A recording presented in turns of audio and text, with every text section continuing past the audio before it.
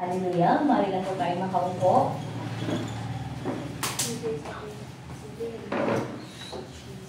Isang mapagpalang araw po ng pananambahan sa ating lahat. Tunay nga na isa pong kagalakan na tayo po ay nagkamatipon-tipon sa iglesia ito. Kaya makipagbasa nga po kayo sa akin sa naniniwala ako ng otoridad ng salita ng Diyos ay katumbas din ng Diyos mismo. Ako'y susunod sa mga salita niya na may buong paggalang, buong puso't isipan, kaluluwa at lakas, ngayon at kailanman. Amen. Hallelujah. Bigyan nga po natin ng pamagat ang ating pag-aaralan sa araw na ito, ang mensahe ng Diyos sa araw na ito. Let us have the mind like Jesus Christ and overcome our own thoughts. Amen. Hallelujah. Na matatagpuan po sa aklat po ng Filipos, chapter 2, 5 to 11. Hallelujah. Amen. Nakahanda na po ba ang ating mga tenga na makinig? Amen. Amen. Kaya nga po, sa pagkakataon ito,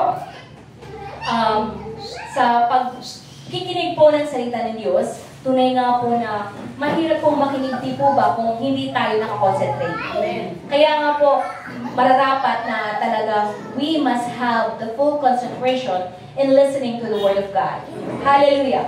Amen. Sa iglesia po ito, tunay na ang ating pong pinanghahawakan ay ang Diyos natin ay iisa sa tatlong persona. Amen. Hindi po katulad ng oneness na sila, one God in three modes. Okay. Na Jesus as the Father, Jesus as the Son, Jesus as the Holy Spirit.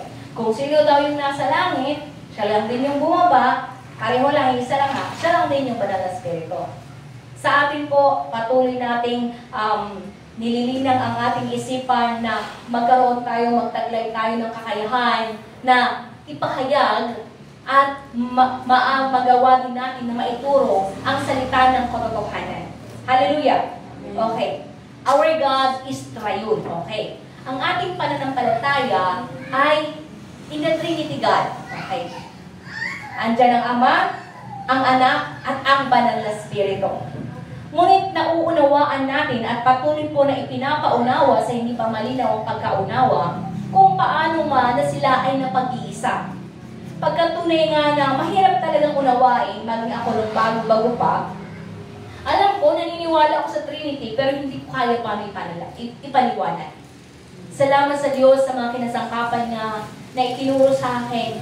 Ano po ba yung tama at paano natin ipapaliwanag? Kasi sinasabi po sa John chapter 10 verse 30 na ang binigkas po ng aking Panginoon Jesus, ako at ang Ama ay iisa. So paano nga at mamamali talaga yung mga pakilagay nga po doon.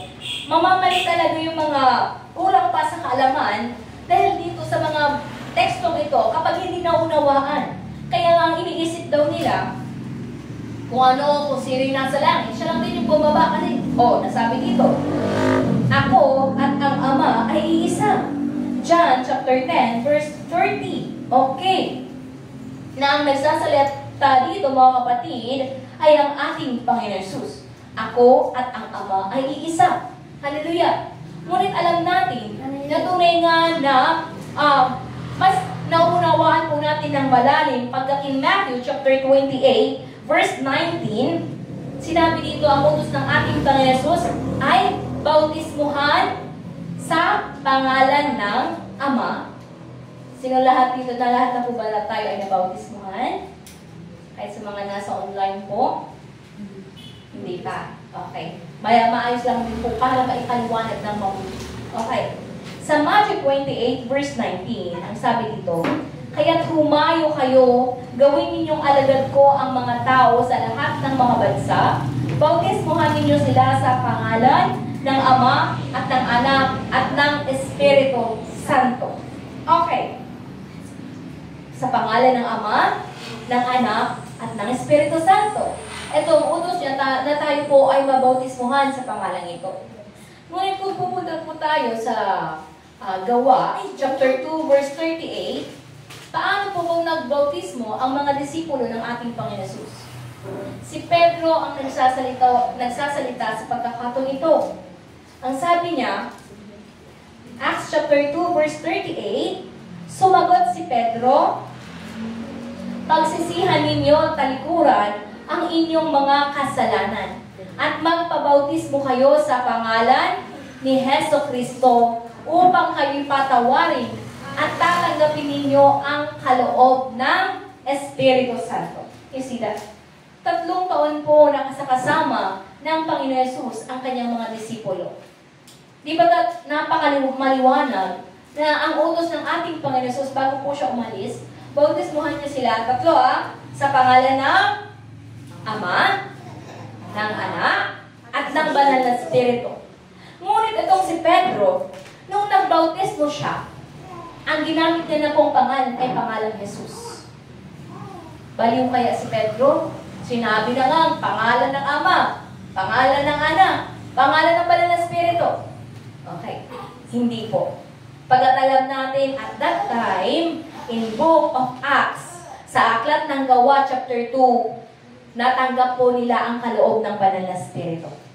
Kaya nga, maliwanag po nilang naunawaan ang salita ng Diyos. Ang mga itinuro sa kanila ng ating Panginoon Yesus ay ipinaalala po ng Banal na Espiritu. Nakasulat po sa panalangin ng ating Panginoon Yesus sa kanyang mga disipulo sa Aklat po ng Juan, chapter 17, verse 11, na sinasabi dito. Basahin nga po natin. At ngayon, ako'y papunta na sa iyo, iniiwan ko na ang sanlibutan ito. Ngunit sila ay nasa sanlibutan pa.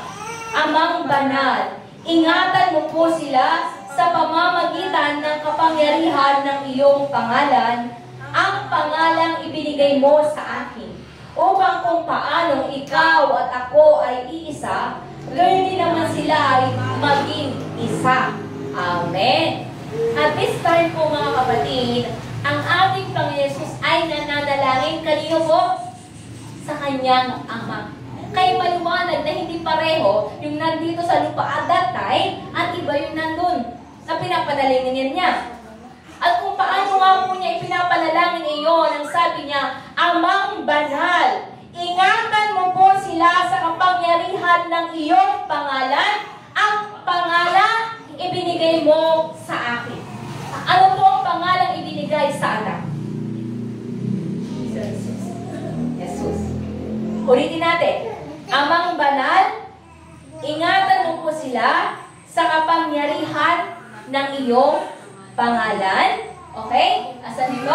Amang banal, ingatan mo po sila sa pamamagitan ng kapangyarihan ng iyong pangalan, ang pangalang ibinigay mo sa akin. Ang tanong ko naman, ano bang ibinigay ng pangalan sa anak?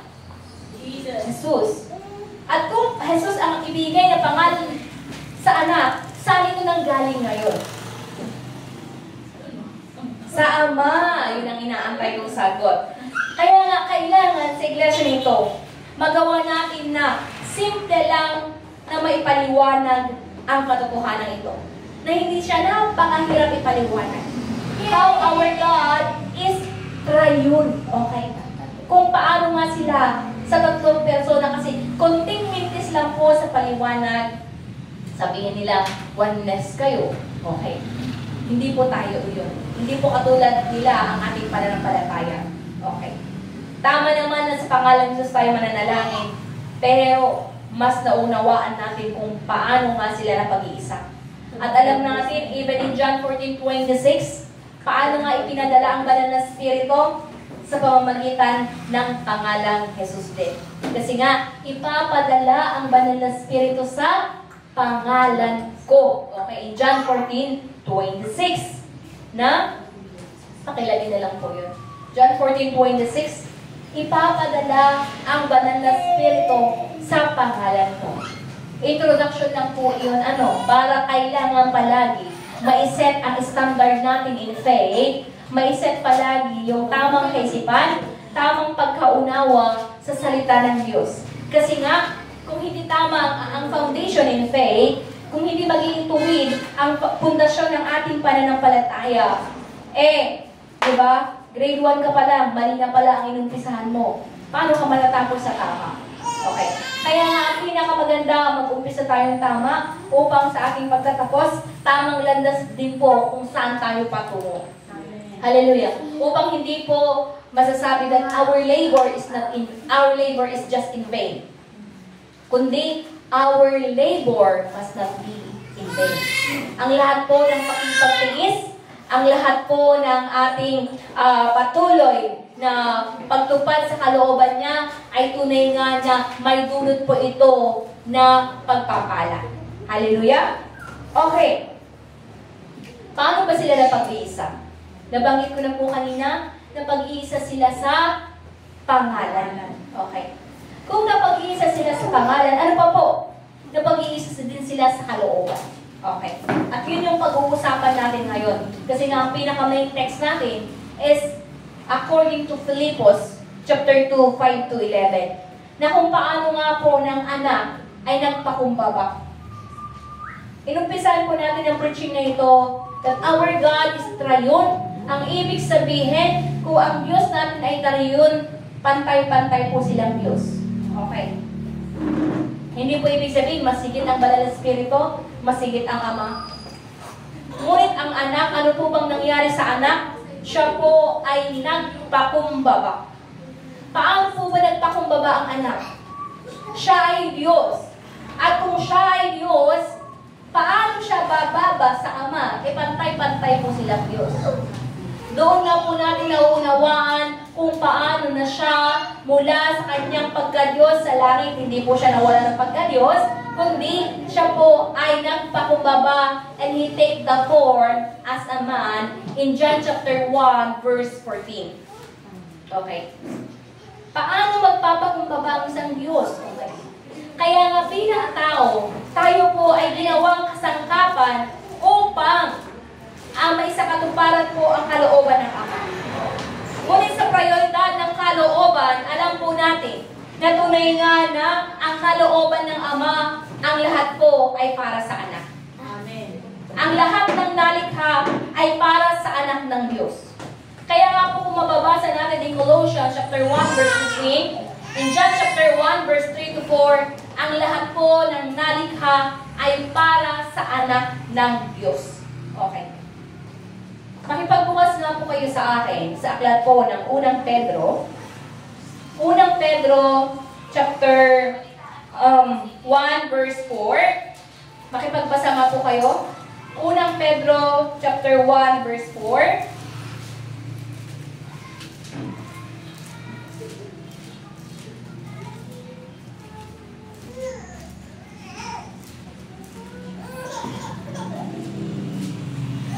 Unang Pedro chapter 1 verse 4, ang sabi po dito, na magmamana tayo ng kayamanang di masisira, walang kapintasan, di kukupas, na inihanda ng Diyos ng langit para sa inyo.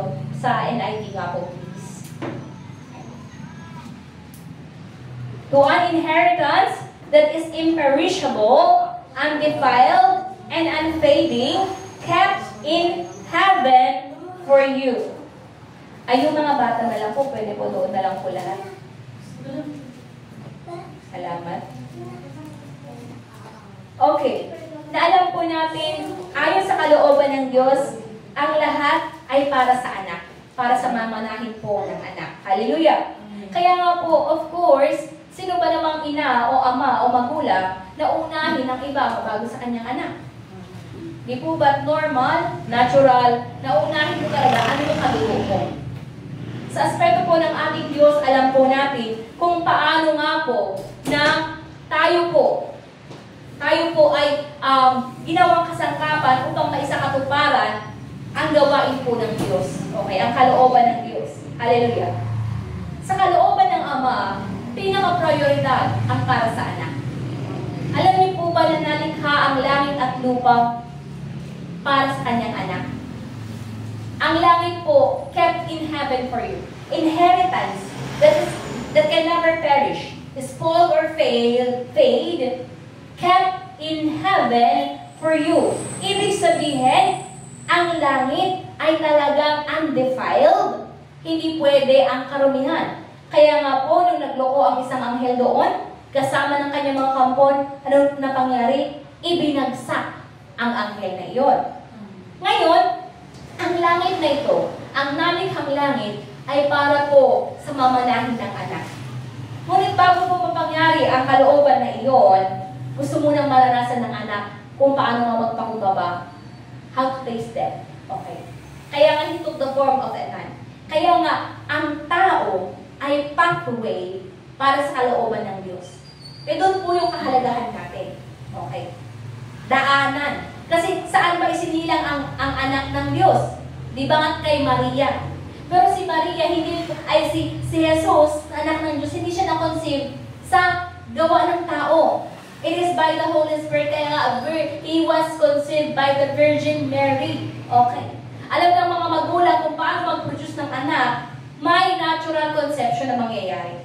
But in the case of our Lord Jesus, hindi po yun ang napangyari. It is by the power of the Holy Spirit. Amen. Isa pa, idinagdag. Sabi ko nga kanina, nagkudeta. Nagkaroon ng away. Nagkaroon ng hindi pagsunod ng isang anghel sa langit. Kaya nga siya ibinagsak. Saan ibinagsak? Dito po sa lupa. Okay. Kaya nga, dahil nandito na sa lupa ang dyablo, na idagdag po na prioridad sa kalooban ng Diyos, according to 1 John chapter 3, verse 8, pakilagay nga po doon, sa unang Juan, chapter 3, verse 8, ano pong sabi dito? Okay. Ang nagpapatuloy sa pagkakasala ay kampon ng dyablo, sapagkat sa simula pa'y gumagawa na ng kasalanan ang dyablo. Kaya't naparito ang anak ng Diyos upang wasakin ang mga gawa ng dyablo. Okay, ano ulit? Kaya't naparito ang anak ng Diyos upang wasakin ang gawa ng dyablo. The second priority is to destroy the devil's works. Hallelujah! Yung pangatlo na lang po is salvation. Wherein hindi siya number one priority. Actually, it's just added. Pag sinabing added, habag na lang po yun ng Diyos. Kaya hindi natin may pagmamayabang ang ating kaligtasan. Isipin niyo po, according to Gawa chapter 4 verse 12, na wala nang ibang kaligtasan na matatagpuan kundi sa ating Panginoong Hesus. Hallelujah! Yung unang dalawang prioridad ay napangyari na po. Tama po ba? Ang ating Panginoong Hesus ay nasa langit na. Ngayon,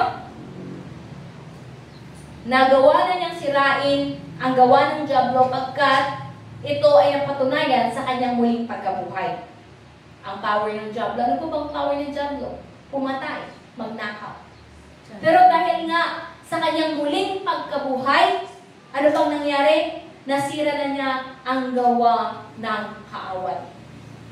Finish na po ang unang dalawang priority ng kalooban ng Diyos. Yung pangatlo, kaligtasan. Ito naman po yung tanong ko.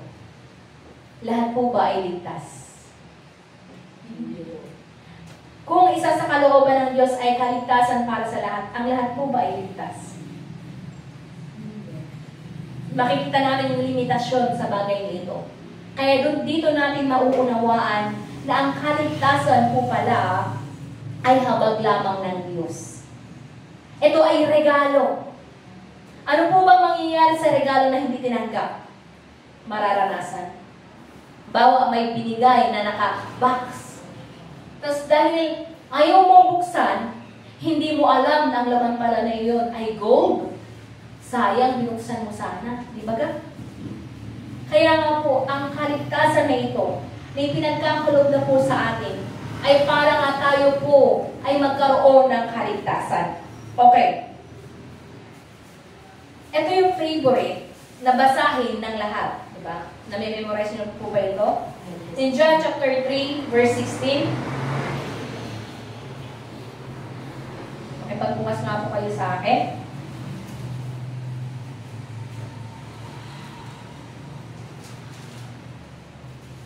John chapter 3, John 3:16. Okay? Sapagkat Gayon na lamang ang pag-ibig ng Diyos sa sangkatauhan, kaya't ibinigay niya ang kanyang kaisa-isang anak upang ang sino mang sumampalataya sa kanya ay hindi mapahamak, kundi magkaroon ng buhay na walang hanggan. Hallelujah. Ituloy po natin sa 18. Hindi hinahatulan ng parusa ang sumasampalataya sa anak, ngunit hinatulan na ang hindi sumasampalataya, sapagkat hindi siya sumampalataya sa kaisa-isang anak ng Diyos. Okay. So, ibig sabihin, sabihin natin na ang Diyos po ay maibigin. Tama po talaga. Ang Diyos po ay Diyos ng pag-ibig. Ngunit, paano naman po kung ang tao ay tatanggihan yung pag-ibig na ito? Ang Diyos po ba may kasalanan? Kapag ang tao ay tatanggi sa kagandaang loob ng Diyos? Sino po ang nagkukulang sa parte nito? Ang tao. Kaya doon po natin maunawaan na bakit kailangan natin patuloy na magpakumbaba. Why we need to make every effort to obey. Why we need to make every effort. Bakit kailangan natin talaga ipursige ang pagsunod sa kanyang kalooban. Dahil nga, kung mapapakawalan natin itong regalong ito, tapos bukas, kumamaya, huling hinanga mo na pala. Paano na po? Isipin ng iba, next month na lang siguro ako magsaseryoso. Siguro matagal pang pagdating ng ating Panginoon Jesus, next year na lang. Siguro pagtanda ko na lang, magpakabisi muna ako sa lahat ng trabaho ko. Ubusin ko muna ang lahat ng lakas ko. Kaya may kausap ko last Sunday nasa 86 years old na siya, lola namin. Sabi ko, anong gagawin natin sa iyo? Pinapanalangin ko na nga, nakunin niya ako, pero humihingi ako ng tawad. Sabi niya ganyan. Ano bang kasalanan mo? Alam mo ba kung anong kasalanan mo? Kaya ipinaunawa ko sa kanya, ano ba ang kasalanan niya? Ang kasalanan po niya, tinanggap din naman niya. Alam mo po ba, Lola? Sige, tanungin kita. Nung ikaw ay malakas-lakas pa, pinaglingkuran mo ba ang Diyos? Sinunod mo ba ang kanyang kalooban? Ay hindi nga ay haan, sabi niya ganyan. Pero alam mo na, ang pinaka-number 1 mong kasalanan ay ang hindi pagtanggap at pagkilala sa Diyos. Okay. Ngayon, pag inaaya na kita, hirarasan mo, ay hindi ko na maihakbang ang aking paa. Kasi 86 years old na nga po talaga, hirap na siya. Ay gaganon-ganon na yung paa niya, ganon. Buhatin ka na namin, sabi ko. Ang dami niyang dahilan. Mahirapan ako ganito ganyan. Ay, anong gagawin ko sa iyo? Sabi mo gano'n. Pero yun nga po yung habang nabandin natin na kailangan nga natin puntahan yung mga hindi pa makapunta. Hayagan ang mga hindi pa nahayagan. Kasi nga, hindi natin alam, last na usap na pala yun. Halimbawa lang, hindi ko naman sinasabi. Pero kailangan natin to take every chance na magawang ipahayag ang kaligtasan lamang po ay sa pamamagitan po ng ating Panginoon Jesus. Na kung hindi natin ito makuha ng buong buo, maaari tayo pala ay magkulang. Sa isang pag-aaral, kung ang goal mo lang ay 75, paano pag nagkulang ka ng isang point lang? 74.9. Pasado po ba iyon? Alam po natin hindi. Kaya nga po, kailangan natin magseryoso. Hindi lamang po pasang-awa ang goal natin. Pasang-awa sa langit, kailangan po natin dagdagan po iyon ng trabaho, dagdagan ng paulit-ulit, araw-araw na pagsunod dahil nga alam natin sa pamamagitan noon, tayo po ay makakapanatili. Sabihin natin marami pong nagsimula sa pananampalataya. Ang tanong, marami din po ba ang nagtatapos? Sa isang magkakaklase, I remember, first year kami, 4 na section. Second year, 3 section. Okay. Third year, paunti na yun ang paunti. Fourth year, muntik na mag-isang section na lang. Okay. Kaya ganun po yung pagtatapyas. Paano na lang po sa pananampalataya. Maging sa iglesyang ito, naranasan po namin iyon. Hindi lahat ng kasama mo sa umpisa ay kasama mo hanggang sa huli. Ang hinahanap po ng Diyos ay tanggalin ang isang pananampalatayang nakakapanatili. According to Matthew chapter 24 verse 13, sino lang po ba ang maliligtas? Oo, at ibinibigay sa atin ang lahat ng pagkakataon para sa kaligtasan. Ngunit, sino lang po ba ang makakapanatili? Kayo po ba iyon? Tayo po ba iyon? Matthew or Mateo chapter 24 verse 13. Ngunit, ang mananatiling tapat hanggang wakas ang siyang maliligtas. Okay. Matthew 24 verse 13. Sino na po ba ang makapanatili sa atin? Tanungin mo nga po ang sarili mo, even those who are online. Ikaw ba ngayon ay nakakapanatili? Alam po natin, sa totoo lang, bilang isang spiritual na nilalang, malalaman mo din sa iyong sarili, ikaw ba ay nakakapanatili o malapit ka ng mahila ng mundo? Ikaw ba ay totoong nakakapanatili sa katotohanan?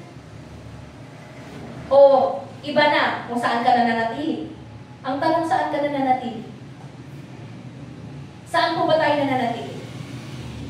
Kailangan po natin patuloy na bumalik. Kaya nga po, one of our slogan last year, "Oh my soul, let us truly return to the Bible." Ibig sabihin, kailangan po nating manatili sa salita ng Diyos. Manatili sa kanyang salita. Pagkat naisulat na po, paano lang po ba tayo makakapanatili? And that is our slogan for this year in John chapter 15. If we only remain, only in John 15:7, kung tayo lamang po ay makakapanatili sa ating Panginoon Jesus, makakapanatili sa kanyang salita. Hallelujah. Hallelujah. Kaya kailangan po nating tignan ang ating mga sarili. Sa mga may sakit, di ba magpapadoktor? Tama. Magkakamali din po ang doktor ng diagnosis kung ang kanyang pasyente ay hindi magtatapat. Kung ipagsisinungaling mo ang lahat, sisinungaling mo, itatago mo yung nararamdaman mo. Sasabihin mo lang yung gusto mong sabihin. Okay. Kung hindi rin po talaga tayo magtatapat sa ating sarili, iisipin natin, ay, okay na ako. Di naman ako maaway sa kapwa ko. Di naman ako nakikipagsagutan, nakikipagpingitan. Hindi naman ako naninira ng kapwa. Babait naman ako. All of those are self-righteousness. Okay. Kung lagi ang isipin natin, mabuti tayo, ay, hindi naman ako siguro masyadong masama. Hindi naman ako kasing sama ni ganito. Kukumpara pa natin ang sarili natin, ano?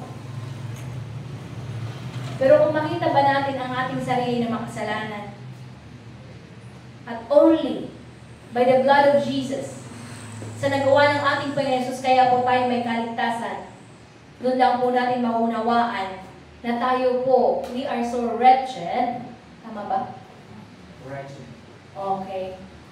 Tayo po, sa ating totoong kalagayan sana, kung hindi natin tinanggap ang ating Panginoon Jesus, kahit hindi po ang ating sasakitin. According to Romans, ang lahat, ang katumbas ng kasalanan ay kamatayan. Ibig sabihin, karapat-dapat tayong mamatay. Karapat-dapat tayong maitapon sa dagat-dagatang apoy. Ngunit, ayon sa habag ng Diyos, salvation ay ibinigay na habag, kagandahang loob. In John 3:18, ang sino mang hindi kikilala at tatanggap sa ating Panginoon Jesus, maliligtas po ba? Hindi. Bagamat ang Diyos ay mahabagin in John 3:16.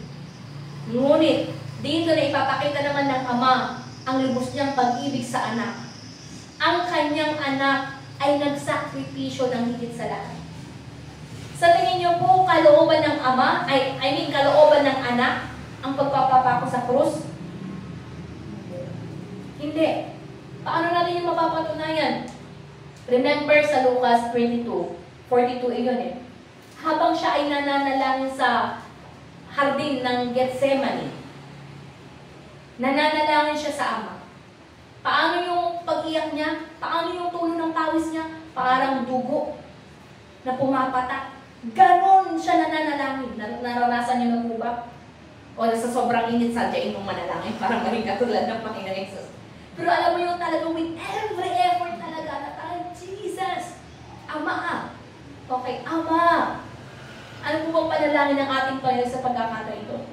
Kung maaari lamang, di ba?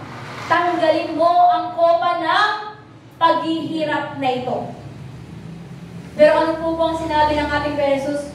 Ngunit hindi ang kalooban ko, kundi ang kalooban mo ang siyang kapangyayari. Hallelujah. Amen. Kaya nga po, sa ating Panginoon Jesus, sa totoo lang, hindi po ba kayo nabibigatan pag nababasa niyo ang passage na ito? Na siya mismo alam niya sa sarili niya ano yung sasapitin niya. Okay, sarap. Alam niya mismo yung sasapitin niya. Okay. Alam niya kung ano yung mapangyayari sa kanya. Okay. Alam niya ang mangyayari. Alam niya yung pagdurusang gagamitin niya. Mapangyayari sa kanya. Nung ano po, tinanggap niya iyon. Ang sabi niya, hindi ang kalooban ko, kundi ang kalooban mo, Ama. Eh, ang mga tao, eto ang gusto ko. Diba? Napakatindi ng aking paninindigan. Eh, bakit? Buhay ko to, desisyon ko to. Ganyan po ang normal na pangangatuwiran ng tao.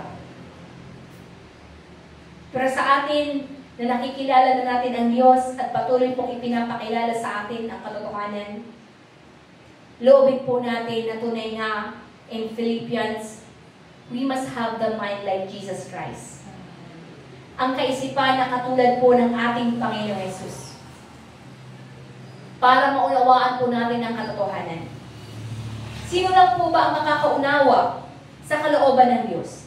Sino lang po ba ang makakaunawa sa gawa ng Diyos? Okay. Eh tayo po ay mga nilikha lamang. Maunawaan ba ng langgam ang ginagawa ng isang elepante? Hindi. Okay. Ganun kaliit yung ating estado sa harapan ng Diyos. Halimbawa lang yun, ha? Kaya nga, kung gagamitin natin ang ating sariling isipan sa pangunawa sa salita ng Diyos, ay hindi po yun sapat. Okay. In Isaiah 40 verse 38, makipagbukas nga po kayo. Isaiah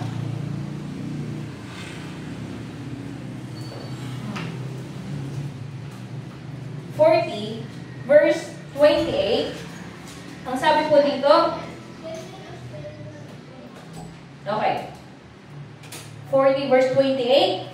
Ang sabi dito, hindi ba ninyo nalalaman, di ba ninyo naririnig, na itong si Yahweh ang walang hanggang Diyos, ang siyang lumikha ng buong daigdig. Hindi siya napapagod sa isipan, niya'y walang makakaunawa. Okay. Ibig sabihin, hindi natin likas talagang maunawaan po ang kalooban ng Diyos. Okay. Gaano po ba kalalim ang wisdom na nagmumula sa Diyos? In Romans chapter 11, verse 33, Romans chapter 11, verse 33, anong sabi po dito? Lubhang napakasagana ng kayamanan ng Diyos, di matarok ang kanyang karunungan at kaalaman. Sino ang makakapagpaliwanag ng kanyang mga kapasyahan? Sino ang makakaunawa ng kanyang pamamaraan gaya ng nasusulat? Hallelujah! Kaya nga, sino? The depth and riches and wisdom and knowledge of God, how unsearchable are His judgment, how inscrutable are His ways. Kaya nga, hindi talaga natin maunawaan. Sino na dito ang nagbasa ng Biblia tapos kaunawaan niya agad? Kaunawaan mo agad? Diba mahirap unawain? Kasi nga, the wisdom of God, okay. Sa pagbabasa po ng Biblia, hindi po sariling talino natin ang gagamitin natin. Ano sis? Okay. Anong kailangan natin? Ang kailangan lang po natin ay magkaroon ng tenga na nakakarinig. Pusong nakakaunawa. Kaisipan na tumatanggap. Pero kung nagbabasa ka, kailangan ang system mo ay katulad ng mga nasa Tower of Babel, ay gusto nilang lampasan ng Diyos. Hallelujah! Ibig sabihin, ang hinahanap ng Diyos ay ang mga mapagpakumbaba. Hallelujah! Okay. In 1 Corinthians, nagdala natin. 1 Corinthians, chapter 1. Magpa-Bible reading muna tayo. Verse 18 to 25. Basahin na po natin. Nandun na po ba kayo mga kapatid? Tabihan mo na lang. Unang Korinto, chapter 1, verse 18 to 25. Ano po ang sinasabi dito? Ang mensahe tungkol sa pagkamatay ni Kristo sa krus ay kahangalan para sa mga taong napapahamak. Ngunit ito ay kapangyarihan ng Diyos sa ating mga naligtas. Hallelujah.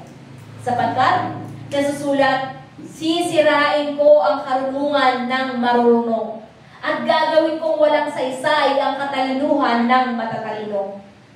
Ano ngayon ang kabuluhan ng marurunong ng mga tagapagturo ng kautusan ng mahuhusay na debatista sa kapanahunang ito? Ipinapakita ng Diyos na ang karunungan ng sanglibutang ito ay pawang kahangalan lamang, sapagkat ayon sa karunungan ng Diyos, hindi niya pinahintulutang siya'y makilala ng tao sa pamamagitan ng kanilang karunungan. Sa halip, minarapat niyang iligtas ang mga nagpapasakop sa kanya sa pamamagitan ng magandang balita na aming ipinapangaral na sa tingin ng iba ay isang kahangalan. Ang mga Hudyo'y humihingi ng himala bilang katunayan, karunungan naman ang hinahanap ng mga Griego. Ngunit ang ipinapangaral namin ay si Kristo na ipinako sa krus na para sa mga Hudyo ay isang katitusuran at para sa mga Hentil ay isang kahangalan. Subalit, sa mga tinawag ng Diyos, maging Hudyo o maging Griego, si Kristo ang kapangyarihan at karunungan ng Diyos. Pagkat ang inaakala nilang kahangalan ng Diyos ay karunungang higit pa sa karunungan ng tao. At ang inaakala nilang kahinaan ng Diyos ay kalakasang higit pa sa kalakasan ng tao.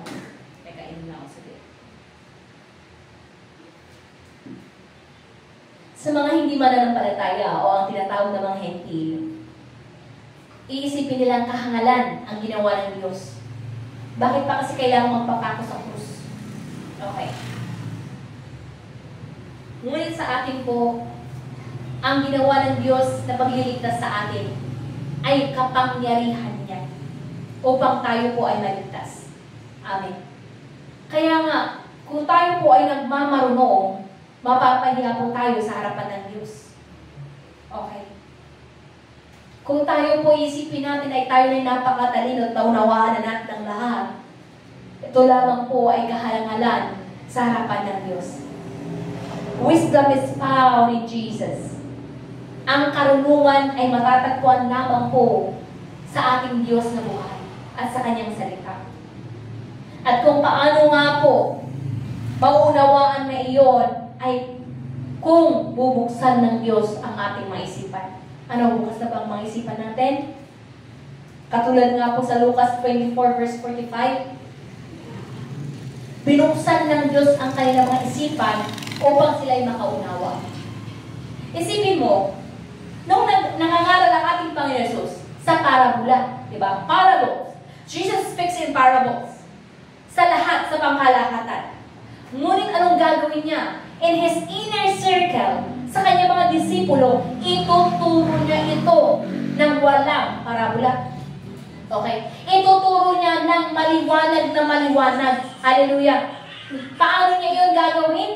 Of course, bubuksan niya ang kanilang mga kaisipan upang sila ay makaunawa po sa salita ng Diyos. Kaya nga hindi nakakapagtaka, maraming mananampalataya, matatagal na sa iglesia, ngunit hindi pa nauunawaan ano ang kalooban ng Diyos. Hindi po ipinipilit ng Diyos ang kaligtasan sa atin. Mind you, hindi po mababawasan ang pagka-Diyos ng ating Diyos kung tayo po ay tatalikod sa Kanya. Sa mga nagbabalak na tumalikod. Okay. Ito po ay malaking kahangalan kung ating gagawin. Na pagkatapos may tuturo sa atin ng katotohanan, tapos tatalikod ka, tataligdan mo ang nagbibigay sa iyo ng kaligtasan. Ito ay kahangalan. Amen? Kaya nga po, sino ang kahahabagan ng Diyos ngayon? Sino ang patuloy na isusustain ng Diyos? Sino ang patuloy niyang palalakasin at patuloy na pagbubuksan ng isipan? Sila na patuloy na talagang nauuhaw, nagnanais na mapakinggan ang tinig ng Diyos. Di po ba? Naranasan nyo na? May mga pagkakataon sa ating buhay, sige sabihin natin ng mga bata tayo, kung ayaw natin mapakinggan, di ba? Ayaw natin eh. Ayaw natin mapakinggan. Okay. Kahit hindi tayo mag-aktong ganon, kung hindi natin seseryosohin ang buhay pananampalataya, katulad tayo ng mga batang matitigas ang ulo na ayaw makinig. Sa mga may anak, gusto mo ba ng anak mo ay patuloy kang suwayin ng suwayin? Sino nang na-high blood dito sa kanyang mga anak? Okay. Sino na dito? Ang sobra na yung galit dahil ang anak niya ay ayaw sumunod sa kanya. So nararamdaman nyo din pala kung ano ang pakiramdam ng ating Diyos Ama. Itinuturo sa atin ang katotohanan. Ang sabi niya, anak, dito ka lumakad. Ang salita ko ay maging gabay mo. Pero anong ginugusto ng tao? Ang gusto niya pakinggan, ano ba ang masasabi ng tao sa akin? Okay? Ano kaya ang iniisip ng tao sa akin? Diba?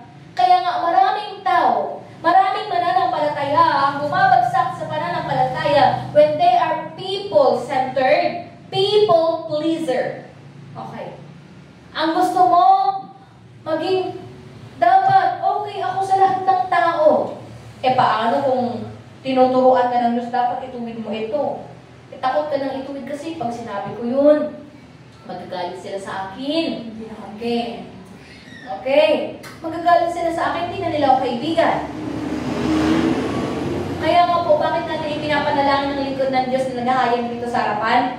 Ano nga yung panalangin kanina?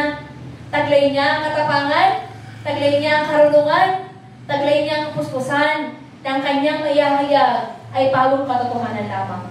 And that's how we give full authority to the Word of God. Yung binabasa natin palagi, di ba? Naniniwala ako. Totoo po bang naniniwala kayo? Na ang salita ng Diyos ay katumbas din ng Diyos mismo. That should be how we respect the Word. Na kung tayo ay nakaharap ngayon, nakikinig ng salita ng Diyos, ang isipin mo, ang Diyos ngayon ay nangungusap sa akin. Bakit tayo lubos na magpapasalamat? Yung awitin natin kanina, ubos na ba ang kabutihan ng Diyos sa atin? Para mawala na po tayo ng pag-asa? Ano ang ninanais niya? Patuloy po natin taglayin ang isang pusong dalisay. Okay? Yun po ang nais ng Diyos. At nais ng Diyos, yun din po ang ating naisin. Hallelujah. Anong mangyayari sa mga matitigas ang mga ulo? In Matthew 13, verse 15, di ba? Makinig bang kayo ng makinig, hindi kayo makakarinig. Okay.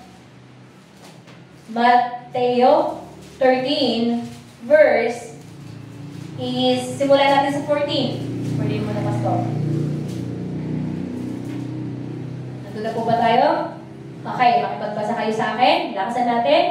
Natupad na nga ang sa kanila ang propesiya ni Isaias na nagsasabi, makinig man kayo ng makinig, hindi kayo makakaunawa kailanman. At tumingin man kayo ng tumingin, hindi kayo makakakita kailanman.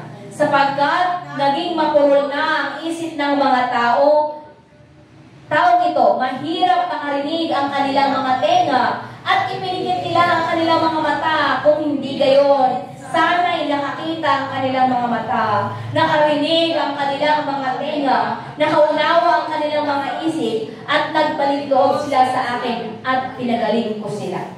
Kasi, Bakit hindi napapagaling ang mga may sakit? Ayaw makinig. Tama? May katigasan ng ulo. Sa physical lang iyon. Alam niyo po bang pareho lang po sa spiritual na karamdaman? Sa mga bingi, kahit pakinig ka ng pakinig, wala ka mapapakinggan. Kaya ngayon yung ating naisin na sanay, huwag naman tayo maging bingi sa salita ng Diyos. Sino yung pinapatungkulan ng mga ito? Mga Pariseyo. Bakit ano ba ang estado ng mga Pariseyo? Ang tingin ng mga Pariseyo sa sarili nila ay mabuti ako. Sumusunod ako sa kautusan ni Moises. Diba? Goody-goody. Diba? Kailangan, ay, kung ako. Okay. Huwag naman din tayo maging Pariseyo. Ay, sa iglesia namin. Ganito. Nakakatakot din po. Paano pag sinarahan ng Diyos ang ating mga tenga? Isa po yun sa nakakatakot na estado na hindi na pala tayo nakakarinig. Bakit? Kapag hindi na tayo makarinig, ibig sabihin may sakit tayo sa spiritual. Hindi na tayo makakita. Okay. Bakit?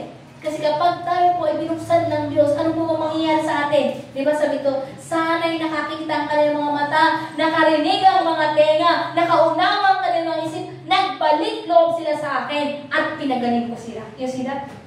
Magbalik sa harapan ng Diyos, magbalik loob sa Diyos, at pagagalingin ka. Okay. Bakit questionin natin ang Diyos na hindi siya nagpapagaling? Una munang i-check natin ang ating mga puso't isipan. Gaano na po ba katigas ang ating puso? Gaano na po ba kapurol ang ating isipan?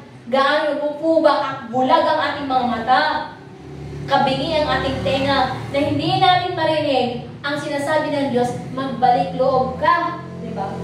Magbalik loob ka. Panunumbalik ng loob. Bakit laging manunumbalik ang loob? Ano po ba ang pananampahan natin? Pagpapakita na nanunumbalik tayo sa Diyos. Kasi nga sabi nga ni Sister Rina, marami, diba? Maraming bakante, marami ang hindi nakakapanumbalik. Okay. Nung nag-umpisa kami, doon pa lang sa Barangay 4 ay, marami. Okay. Hanggang sa patapyas ng patapyas ng patapyas. Okay. Bakit? Okay. Kapag aayawan mo talaga ang salita ng Diyos na tatapyas at masakit, aayawan mo talaga ang katuroang katotohanan. Paano nasisira ang ngipin ng isang bata? Mga mother, pag ang kanyang kinakain ay palaging matamis.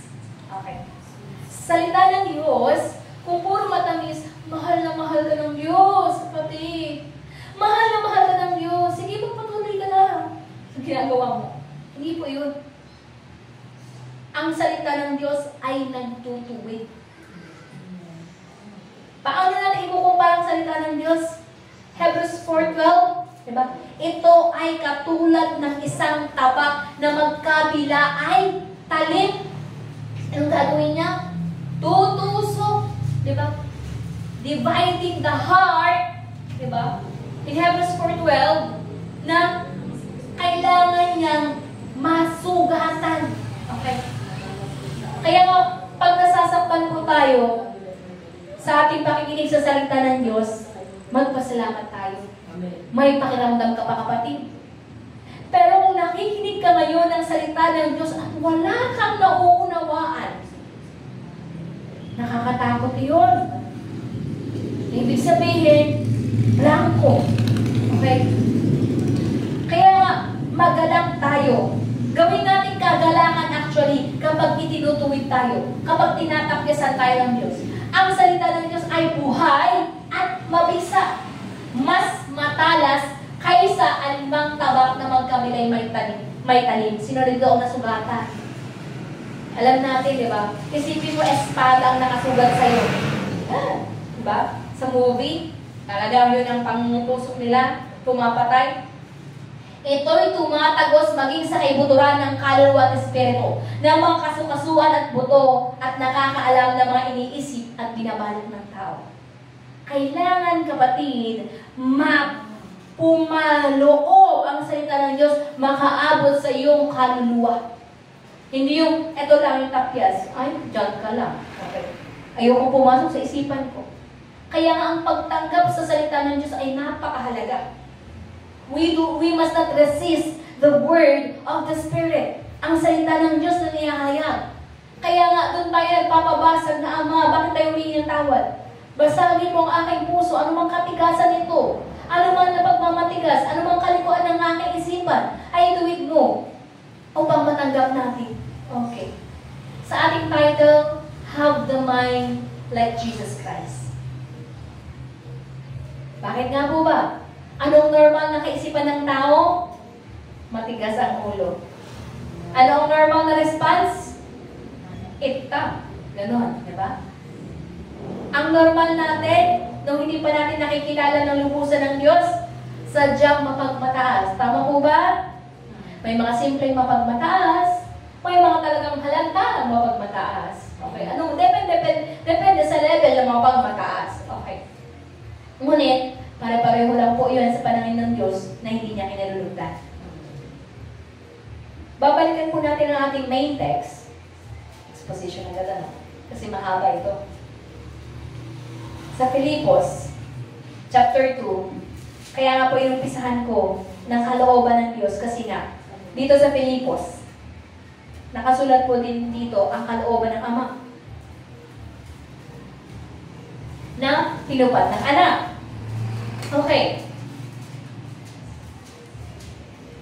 Verse 5, basahin natin. Naway magawan kayo ng kaisipan na tulad ng kay Kristo Jesus. 6. Kahit taglay niya ang kalikasan ng Diyos, hindi niya pinagpilitang manatiling kapantay ng Diyos. 7. Sa halip, kusa niyang binitawan ang pagiging kapantay ng Diyos at namuhay na isang alipin. Ipinanganak siya bilang tao at nang siya'y maging tao, nagpakumbaba siya at naging masunurin hanggang kamatayan. Maging ito man ay kamatayan sa krus. Dahil dito, siya'y lubusang itinaas ng Diyos at binigyan ng pangalang higit sa lahat ng pangalan. Sa gayon, sa pangalan ni Jesus ay luluhod at magpupuri ang lahat ng nasa langit, nasa lupa at nasa ilalim ng lupa. At ang lahat ay magpapahayag na si Jesucristo ay Panginoon sa ikaluluwalhati ng Diyos Ama. Hallelujah. Amen po. Tunay na dito po sa Filipos, chapter 2, 5-11, actually, araw-araw po natin binabasa ito. What is the implication? Bakit natin binabasa ito araw-araw? Sa mga nag-join po, join na din. Join ang ating Dawn Prayer and Bible Reading. Binabasa po natin ito araw-araw. Bakit? Para patuloy pa kayong mapaalalahanan sa pagpapakumbaba. May paalala sa ating kaisipan na hindi kalooban ng Diyos yung kaisipan na gano'n palagi. Gusto niya palaging mataas siya. Isang kaisipan na palaging gusto niya siya'y tama. Pero diba, women, diba? Ang mga babae, karamihan, kalimitan, right. Kaya right, lagi, tama palagi. Pag hindi siya tama, away. Tama? Bakit may away? Sabi nila, sa isang mag-asawa, anong sikreto at hindi kayo nag-aaway? Anong sasagot ng lalaki? Siya kasi palagi tama. Pinagbibigyan ko na lang. Parang iwas away, tama na lang din daw ang babae. Kasi kahit mali siya pa rin ang tama. Okay.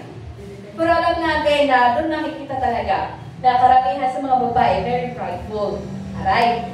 Babae din po ako at asawa. Okay. Kaya nga po, doon natin makikita na karamihan po, bilang tao, andito sa atin yung pagiging prideful na ayaw natin namamali. Tama po ba? Sino bang gusto dito magkakamali? Diba? Sa talagang gusto natin ay tama tayo. Kaya minsan kahit liko na ililusot mo para lumusot na tama ka. Okay? Tumawa eh. Di po ba? Pero alam natin na tayo nga po ay tinutubig ng Diyos. Paano? Sa Kanyang salita. Kasi hindi po ako pwedeng magsalita dito na, magpakumbaba. Eh ako din naman, sinesermonan ko din ang sarili ko. Okay? Kaya nga sa paghahayag ng salita ng Diyos, Hindi po kami magsasalita para sa inyo lang. Okay, tatamaan ito yun. Yun, ganun. Hindi po. Ang lingkod ng Diyos naghahayag ay magagamit para magpahayag ng kanyang salita. Okay? Ibig sabihin, ang mga sinasabi po namin ay hindi namin sariling salita. Bakit kailangan namin maging matapang? Kasi hindi talaga madaling bigkasin ang salita ng Diyos. Kasi alam mo, at alam natin lahat, ang salita ng Diyos ay kontra sa kalooban ng tao. Tama? Kaya nga po, dito sa Filipos chapter 2, 5 to 11, nakita natin paano ba nagpakumbaba ang anak ng Diyos.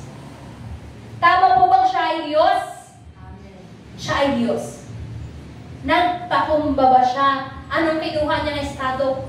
Kinuha niyang estado ng pagiging alipin. Paano siya pinanganak? Grabe. Alam niyo po ba ang sabsaban?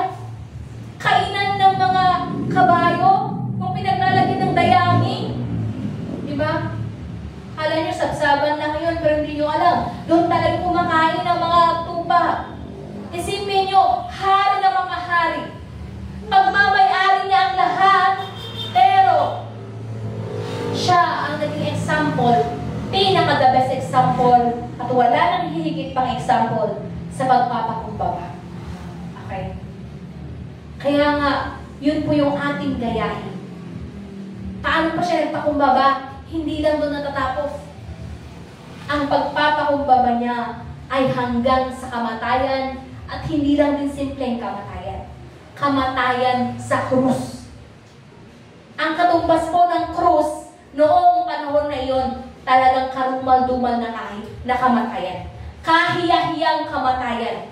Isipin mo, halimbawa, Peliano Mercado, ilalagay doon, Mercado. Ito ang kanyang kasalanan. Tapos ikaw nakaganon. Kaya mga iba noon, pagka-apelyedo nila ilan doon, pwede na lang magpalit ng apelyedo. Magpalit na lang kasi nga nakakahiya. Kasi nga, tandang-tanda ng lahat ng mga tao, ay, naita ako ang isang ganito. Okay. At alam natin iyon, di ba? Sa lineage natin, may mga sumisira ng ating mga apelyedo sa mga kalokohan nilang ginagawa. Ganun ang katumbas nun. Ang kamatayan ng ating Panginoon Yesus ay sobrang karumal-dumal. Pero nag-suffer siya. Karapat-dapat pa siyang mag-suffer. Makasalanan po ba ang ating Diyos? Di ba't hindi? Pero kinuha niya ang kasalanan mo, ang kasalanan ko. Kaya nga po tayo, mapapatawad lamang sa paanong paraan kung tatanggapin natin ang kanyang nagawa. Kung tatanggapin natin na dahil sa kanyang banal na dugo na bumubo sa krus ng Kalbaryo, tayo po ngayon ay may kapatawaran.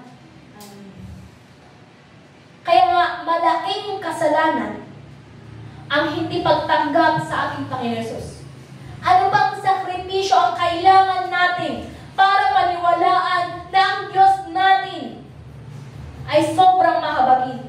Isipin mo yung Ama. Pinapanood niya yung kanyang anak na dinuduraan, pinapalo, inaalipusta.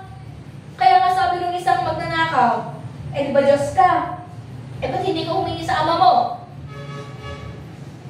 Hindi umimik ang ating Panginoon kasi pwede naman talaga niyang gawin. Pero hindi niya ginawa. Bakit?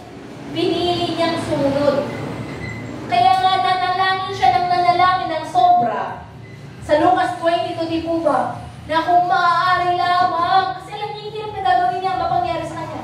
Tanggalin mo ang kopa ng paghihirap na ito. Pero ito sana din ang aking maging panalangin, mga kapatid. Hindi ang aking kalooban, kundi ang kalooban mo ang mapangyari. Amen po ba? Ano yung kalooban ng tao? Siya lang yung masunod. Pero piliin naman po na sana natin na ipanguna ang kalooban ng ating Ama. Amen? Hallelujah. Kaya nga po, ano po bang mangyayari sa mga masyadong nagtataas ng kanilang mapagmataas? Mga nagtataas sa kanilang sarili? In Mateo chapter 23, verse 12. Matthew 23, verse 12. Anong sabi dito? Makipagbukas na po kayo sa aklat po ng Mateo, chapter 23, verse 12. Ang nagmamataas ay ibababa, at ang nagpapakumbaba ay itataas. Hallelujah! O, alam nyo na.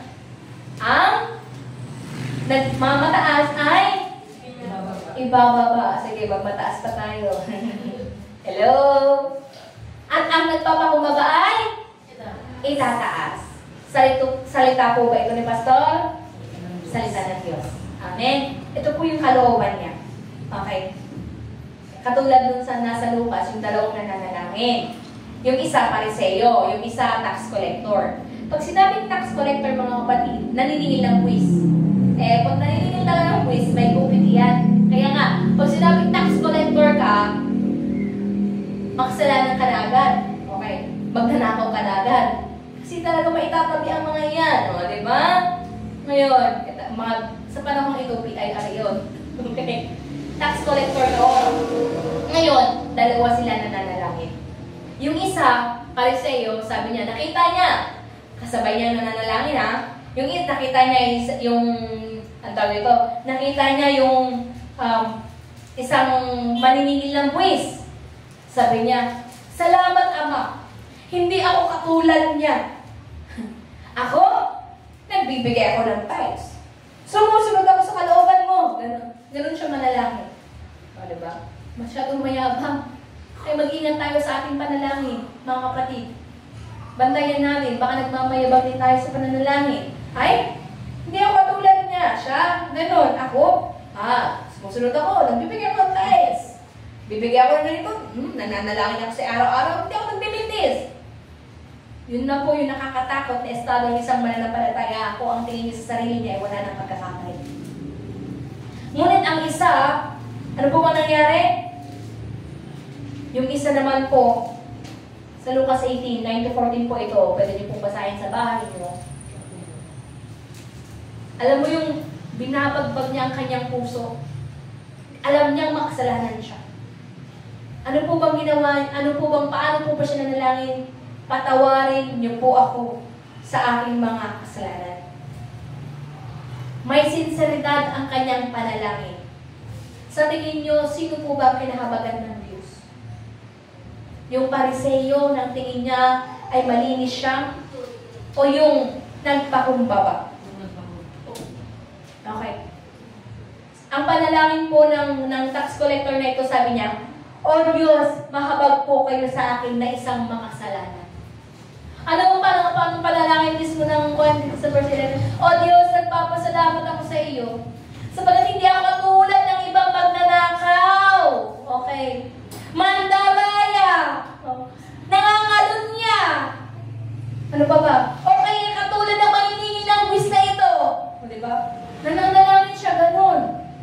Kaya nga, attitude in prayer is very important. Okay. Remember, when we are praying, we must humble down.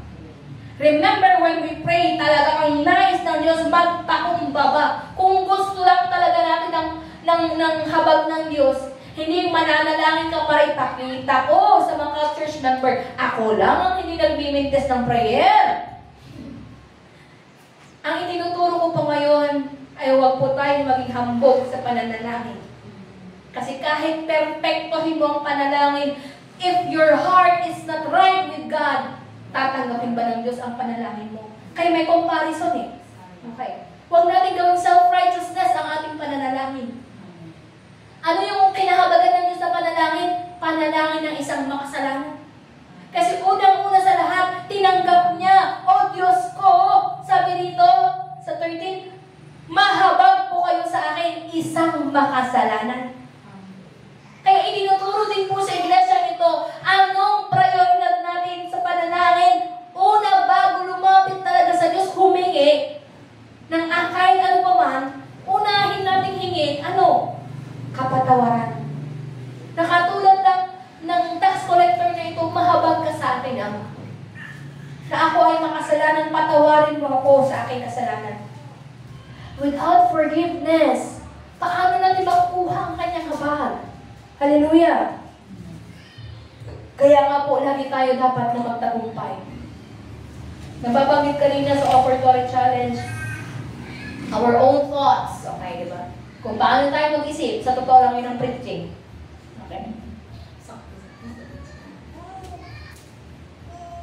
Kung ipapanguna natin ang ating isipan ko sa pananampalataya, talagang babagsak sa pananampalataya.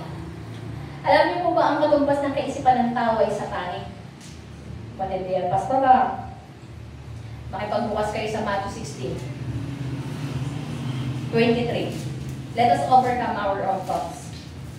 Ating pong pagtagumpayan ang mga sarili nating kaisipan, kasi kung ilalaban natin ang ating sariling kaisipan, laban sa kalooban ng Diyos, alam niyo po ba na ito ay katumbas ng kaisipan na napangyari kay Pedro? Ano nakalagay dito sa Matthew 16:23?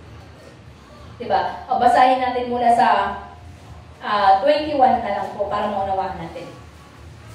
21. Mula noon ay ipinaalam na ni Jesus sa kanyang mga alagad ang mangyayari sa kanya. Sinabi niya, dapat ako magtungo sa Jerusalem at magdanas ng maraming hirap sa kamay ng mga pinuno ng bayan, mga punong pari at mga tagapagturo ng kautusan. Ako'y papatayin, ngunit sa ikatlong araw ako'y muling mabubuhay. Sa 22, dinala siya ni Pedro sa isang tabi at pinagsabihang, Panginoon, huwag daw ang itulot ng Diyos, kailanman hindi yan mangyayari sa inyo. 23, ngunit hinarap siya ni Jesus at sinabihan, lumayo ka, Satanas, hadlang ka sa aking landas. Ang iniisip mo'y hindi sa Diyos, kundi sa tao. Wow. Kaya nga po, ang alam ni Pedro, yung nasambit niya, ay tama. Nasa moralidad, tama. Okay. Sabi niya, kasi sinasabi ng ating Panginoon na siya ipapako, siya ay papatayin. Sabi ni Pedro, ay hindi pwede mangyari iyan. Huwag daw ang idunot ng Diyos, huwag na pahitulutan ng Diyos iyan. Anong sagot ng ating Panginoon Jesus? Lumayo ka sa aking Satanas. Hindi po si Pedro ay Satanas. Pinasukan siya ng kaisipan, di ba, ni Satanas. Ano po ba ang gusto ni Satanas? Sirain ang kalooban ng Diyos, ang plano ng Diyos. Okay. Ano pa sinabi ng ating Panginoon Jesus? Ang iniisip mo ay, ano? Hadlang ka sa aking landas, ang iniisip mo hindi sa Diyos, kundi sa tao. Ibig sabihin, kung ang ating kaisipan ko ay wala sa Diyos at sa tao lamang, katumbas po nito, we are having now our satanic mind. Matinding akusasyon niyon. Pero, dalawa lang talaga pagpipilaan natin na ama. Sino ama mo? Sino sinusunod mo? Ang amang Diyos o di kaya ang Diablo? Kaya two minds. Kaya kailangan natin lumalim po sa katotohanan. Idagdag po natin ang Romans chapter 8 verse 4. 8 verse 6. Sa aklat po ng Roma.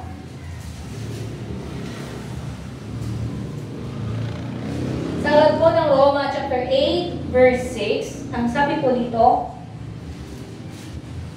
ang pagsunod sa hilig ng laman ay naghahatid sa kamatayan. Ngunit ang pagsunod sa Espiritu ay nagdudulot ng buhay at kapayapaan. Hallelujah! Saan tayo susunod? Diba? Sa ating flesh o sa ating Diyos? Kung patuloy po na itong flesh lang ang pagbibigyan natin, hindi natin ipapanguna ang para sa ating kaluluwa, talagang kamatayan po ang dulot. Okay. Kaya nga, if you continue to obey your flesh, if you continue to obey, patuloy mong susundin ang sarili mong kaisipan, taliwas sa kalooban ng Diyos, talagang mamamatay sa spiritual ang isang nilalang. Okay. Bakit ba nagkakaroon ng anxiousness? Bakit ba nagkakaroon ng stress, ng sobra-sobra? Bakit maraming sobrang iba na yung isip? Tama po ba? Patindi ng patindi ngayon ang mental health. Aminin na natin. Dito sa mundo, parang lagi ka na lang may bababalitaan. Hindi na niya nakayanan ng problema, nagpakamatay na. Ang matitindi pa, kahit lingkod ng Diyos, may mga nagpapakamatay. Hindi na po tayo lalayo. Nandito rin po sa Aurora. Paano yung pangyari yun? Okay. Mas matindi pa yun kasi nga ang talagang term, bakit siya nagpakamatay? Pastor pa man din. Di po ba? Kaya nga, there is no one excuse sa atake po sa kaisipan. Bakit kailangan natin ituwid ang ating kaisipan? Dahil kung hindi natin mababantayan ang ating isipan, hindi natin alam, pasok na pala ng pasok ang mga negatibong kaisipan, hindi natin ito nababantayan. Hallelujah! Sa akal po ng awit, Psalms 139, marami tayong Bible reading talaga mapangyayari. So we need proof. Psalms 139, verse 23 and 24. Makipagbasa kayo sa akin. O Diyos, ako'y siyasatin. Alamin ang aking isip. Subukin mo ako ngayon kung ano ang aking nais. 24. Kung ako ay hindi tapat, ito'y iyong nababatid. Sa buhay na walang hanggan, samahan mo at ihatid. Amen. Kaya nga po tayo ay nagpapasiyasat sa Diyos. Okay. Pero basahin po natin sa English, NIV. 23. Search me, O God, and know my heart. Kasi yun ang hinahanap ko. Test me, and know my anxious thoughts. 24. See if there is any offensive way in me, and lead me in the way everlasting. Okay. Alam natin, paano ba matindi ang anxiousness ng isang tao? Ano ba ang pagiging anxious? Una-muna kasi, stress yan. Okay. Tama po ba, everyday tayo stress? Oo. I-discuss ko. May stress tayo. Okay. May magandang stress. Ang tinatawag doon, eustress. Okay, E-U-S is eustress. Magandang stress yun kasi yun ang stress na mag-drive sa'yo para gawin ang bagay pero hindi kanya sobrang papagurin. Pakilusin ka lang. Okay, yun ang magandang stress. Hindi ka ma-exhaust, hindi ka siya sobrang magpagod. Good stress ang tinatawag doon. Pag hindi na magandang stress, distress. Bakit tumawa? Okay, kaya nga kung hindi na sobra-sobra na. Pag sinasabi, stress na ako. Distress na yun. Okay. Nagsisimula po tayo. Bakit tayo stress? Kasi nagkakaroon ng, ano nagkakaroon? Pressure. Pressure in life. May iba-iba tayong pressure in life. Kung ikaw ay estudyante, educational pressure. Tama. Pagdating ng bayaran, financial pressure. Pagdating ng mga due date, financial pressure. Okay? Okay. Hindi mo na ang due date. Due date. Okay. Diba? Maraming pressure. At sa pressure na iyon, nagkakaroon ng distress kung hindi na sosolusyonan. Tama na dumating si Marites. Pagdating si Marites, emotional stress. Social pressure. Okay. Social stress. Maraming klase pong stress. Okay. May stress dahil nagkaroon ka ng shifting sa buhay. Bawa, bagong panganak. Kaya may mga postpartum stress na pangyayari. May bagong, halimbawa, bagong kasal ka. Bagong, halimbawa, sa akin yun, yung bagong salta kami dito. Yung, alam mo, yung bagong adjustment. Nakaka-stress yun kasi makikibagay ka na naman. Kailangan mo ulit na makibagay, aralin ng kultura ng mga nandito. Okay. Oo. Kasi iba yung isip nila. May maraming iba-ibang stress. Meron naman yung sobrang chronic stress. Hindi na nawawalang stress sa iyo. Okay. Bakit ko bumabi binabanggit ang stress? Kasi nga, hindi naman agad nabaliw agad ang tao. Nagsisimula yan sa mga maliliit.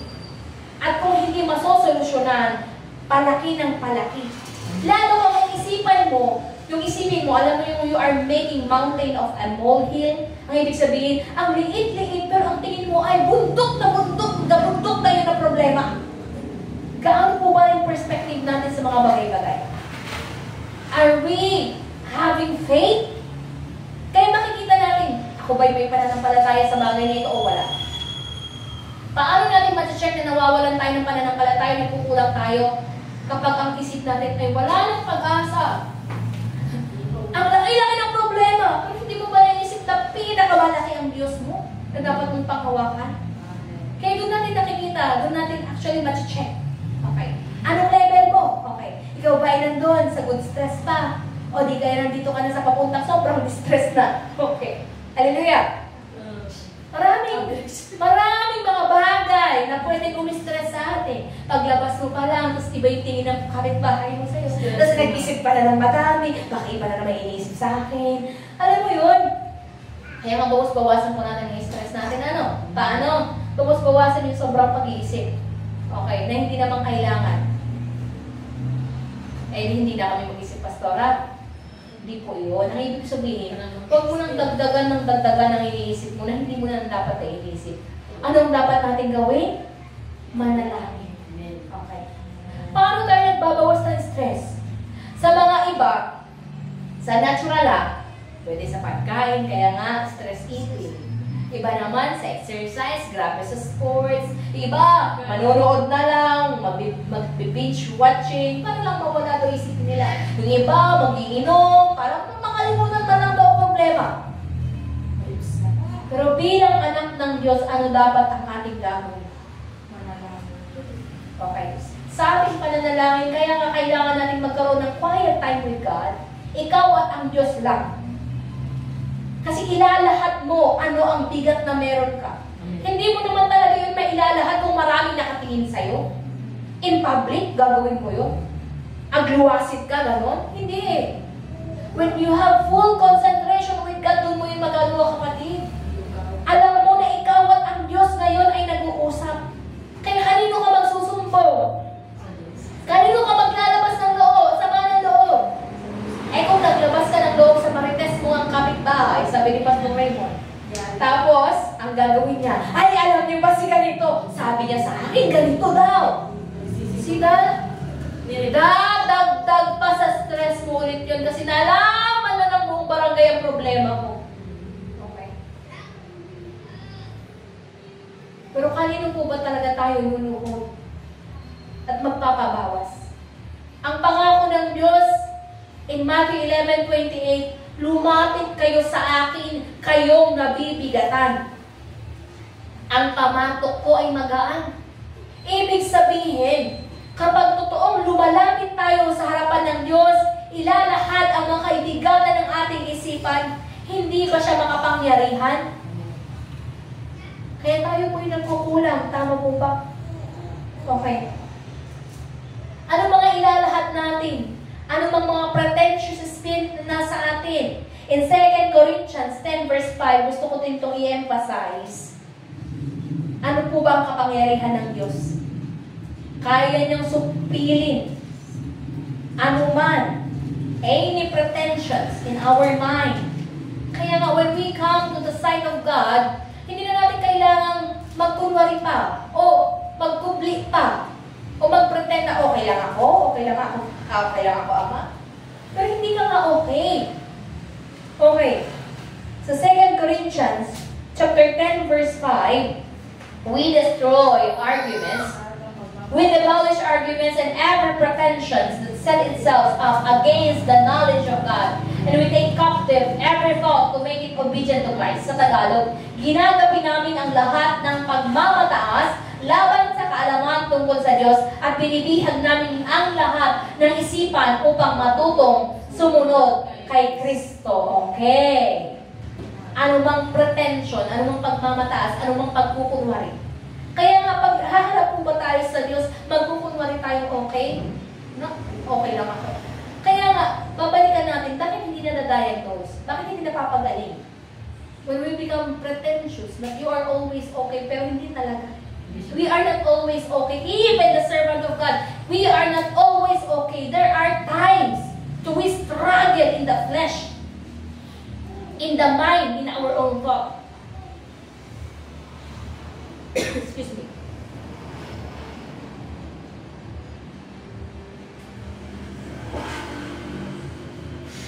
We have struggles. Kaya nga anong gagawin natin? Humarap ng matapat sa harapan ng Diyos. Dahil kaya niya po ang lahat. Ano po ba talaga ang ating ipapanalangin?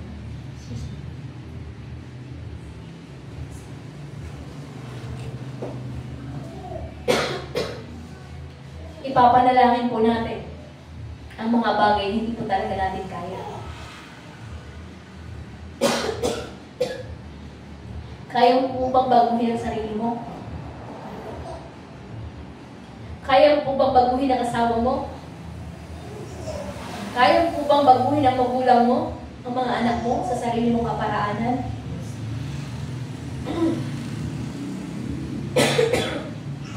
Sabi ng aking manager, pag ang isang empleyado ay may problema sa ugali, napakahirap yun.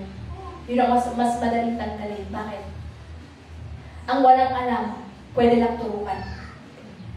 Pero ang hindi tama ang pag-uugali, magulang ay hindi na itutuwid ang anak. Sabi niya, dito pa kaya? Lalabas talaga. Okay? Kaya sino lang po ang kayang magtuwid sa atin? Di ba nga ang Diyos? At paano tayo itutuwid kung wala tayong napapakinggan na tinig niya? Kaya nga kung mababasa natin ang Book of Proverbs, puro pagtutuwid. Anong ina-encourage ng Proverbs? Ng kawikaan, mahalin ang karunungan ng Diyos. Ibigin, maging kagalakan ang pagtutuwid ng Diyos. Pero kung ikaw ang taong pinaka-ayaw mong maitama, may problema po tayong malaki. Kasi nga, paano tayo magpapatuwid kung ayaw natin maituwid? Hallelujah. Kaya doon po tayo, babalik, babasahin natin ang ulit ng Filipos. Paano ba nagpakumbaba ang anak? Kaya nga, have the mind like Jesus Christ. Sinulat iyon. Sinulat po iyon para tularan natin. Grabe pala kailangan natin pagpapakumbaba. Up to death. Kaya nga, paano ka talaga magpapakumbaba kung hindi namamatay yung kayabangan sa ating puso? The pretensions in our heart. Hallelujah. Kanino po ba tayo magtitiwala?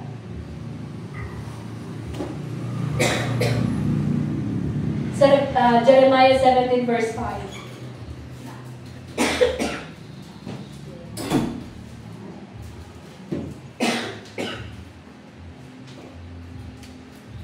Ang pagtitiwala po sa tao ay kasumpa-sumpa.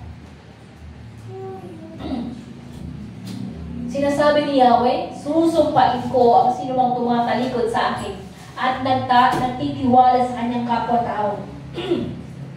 Sa lakas ng mga taong may hangganan ang buhay.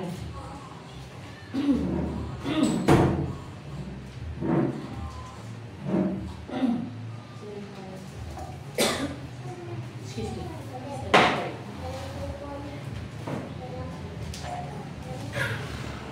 Ang pagtitiwala po sa tao, tama po ba? Minsan, meron po talaga tayo pinagkakatiwala ang mga tao. Pero naranasan niyo po ba na yung pinagkakatiwalaan niyo ay sinira din ang tiwala ninyo? Diba? Bakit? Nakasulat na po. Kasumpa-sumpa talaga ang mga magtitiwala sa tao.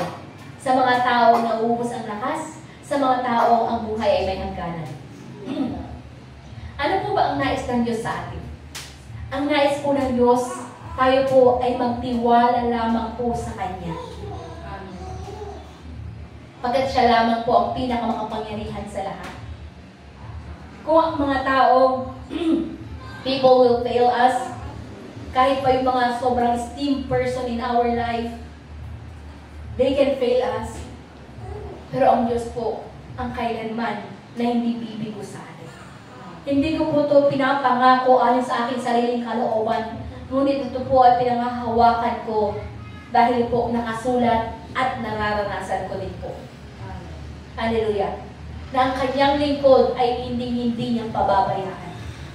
Paano po makakapanatiling maglingkod ang isang lingkod ng Diyos kahit halos wala nang susuportang tao sa Kanya?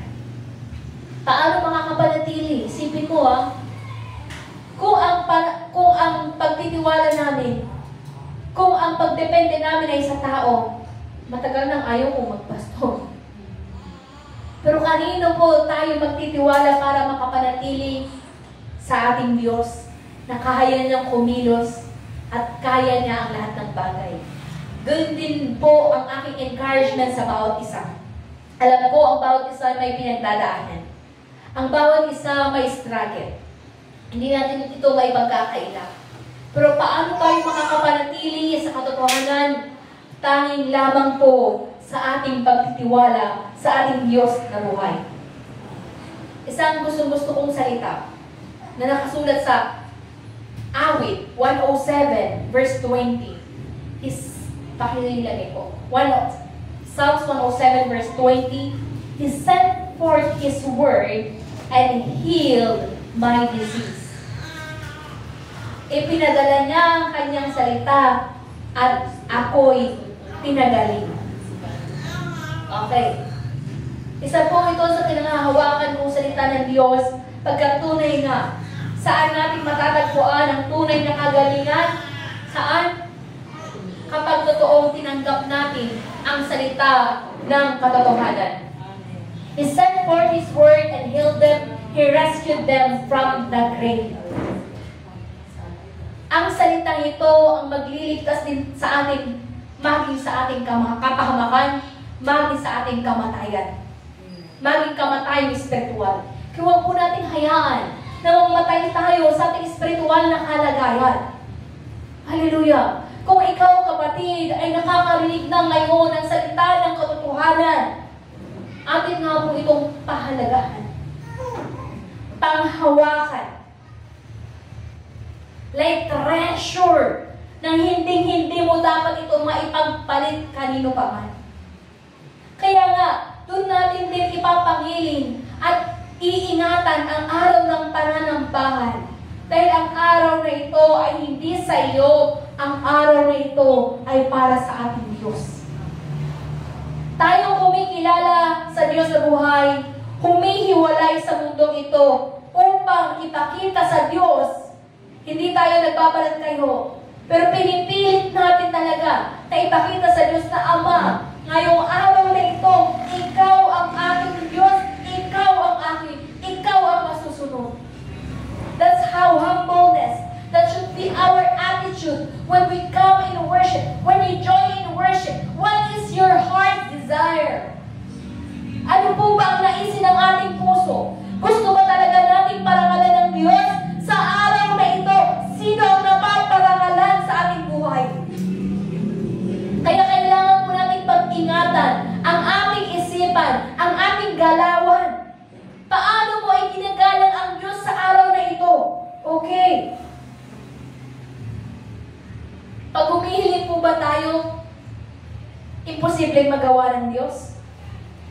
Kaya nga nakasulat na in Jeremiah 32 verse 27. Is there anything too hard for me to do? Jeremiah 32 verse 27. Okay. Sa Jeremiah, sa aklat po ng Jeremiah 32 verse 27, basahin ko po ano. Ako si Yahweh ang Diyos ng lahat ng tao, walang bagay na mahirap sa akin. Gusto ko sa NIV, I am the Lord, the God of all mankind. Is anything too hard for me? When we call the name of our God, when we call the name Jesus, andun ba yung isipan na matutubag kaya? Kasi kapag nagkaroon na tayo ng kaisipang iyon, ang ibig sabihin nun ay kaisipang pag-aanilangan. Bakit? Isa yun sa atake ng kaaway. Ang gusto ng kaaway, pagdudahan mo, questioning mo ang salita ng Diyos. Pagdudahan mo. Kasi once na pinagdudahan Ng Diablo yung pagdudahan, tapos ka na. Sa aklat ng James, hindi na. Para kang alon. Walang firmness in faith. Kaya hindi natutupad ang iyong mga panalangin. Kaya nga, sa mga salita ng Diyos, ang dami po natin nababasa. Sa totoo lang, napakadami na rin pong naituturo sa atin. Sapat na dapat para makapanatili tayo. At mapalakas tayo to be empowered. Hallelujah. Kasi nga, ang imposible sa tao, walang imposible sa Diyos. Okay. Paano ba nakakapanatili sa kapayapaan ng isang tao? Paborito na tayo natin ngayon ng Isaiah at Jeremiah. Isaiah 26:3. Sino dito ang hindi makatulog? Walang kapayapaan. Okay. Basahin natin ang Isaiah 26 verse 3. Binigyan mo ng lubos na kapayapaan ang mga may matatag na paninindigan at sa'yo'y nagtitiwala. In English, you will keep in perfect peace him whose mind is steadfast because he trusts in you. Alam mo na, kung walang kapayapaan, nagkukulang na sa pagtitiwala sa Diyos. At hindi ko po rin sinasabi para saktan kayo. Pero sinasabi ko ito dahil binabasa ko lang. Saan ito nagmula? Sa salita ng Diyos. When we have peace, kaya na nagde-declare tayo. Pag ikaw ay may problema, sobrang stress ka na, huwag mo namang hayang mataranta ka ng sobra. Manalangin ka muna, have peace. Ang tanong ni Jesus, bago siya umalis, have peace. Pumayapa. Kasi kung pag sobrang rattled ka na, ang dami sobrang marta ka, ang dami sobrang multitask ng sobrang-sobra yung nasa isipan mo, talagang walang kapayapaan. Okay. Pumayapa ka muna. Okay. Pumayapa. Bakit kailangan ng kapayapaan? Hindi ka talaga makapag-isip ng tuwid in the state na sobrang rattled ka. At kung magdedesisyon ka man sa bagay sa parteng iyon, maaaring mali talaga mapipili mo. Bakit? Wala ka in the state of peace. Isa sa instruction namin when it comes to decision making na mabigat, actually even in simple decision making, kung walang kapayapaan sa decision mo na yan, huwag mong ituloy, kapatid. Bakit? Ibig sabihin, even the Holy Spirit is convicting you, that is not right, kapatid. Okay? Pero kung pinili mo yon at payapa ka, confirmed by the Word of God, then do it. Okay. Ang tanong, nanalangin ka ba? Dinesisyonan mo iyan. Kaya nga, huwag po tayong pag-desisyon sa buhay natin. Sabihin natin na meron tayong free will. Yes! Malaya po kayong mag-desisyon sa sarili nyo. Pero bilang nagpapasakop sa Diyos, freedom is in Jesus. Amen. Ang kalayaan ay in the premise of God. Doon ka dapat malayang magdesisyon ayon sa kalooban ng Diyos. Hindi po freedom na kahit taliwas na ay malaya mong gawin. Naiintindihan niyo po ba ang pinapayunawa kong freedom? Ay, dapat may karapatan pa rin kami. Ang tanong, saan nanggagaling ang karapatan iyan?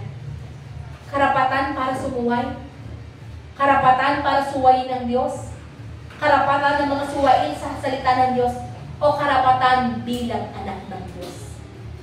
Saan pong karapatan tayo kumikilos, mga kapatid? Hallelujah. Kaya nga po alam din natin, kung punong-puno ka ng takot, eh wala ka rin talagang kapayapaan. Isaiah 41, verse 10.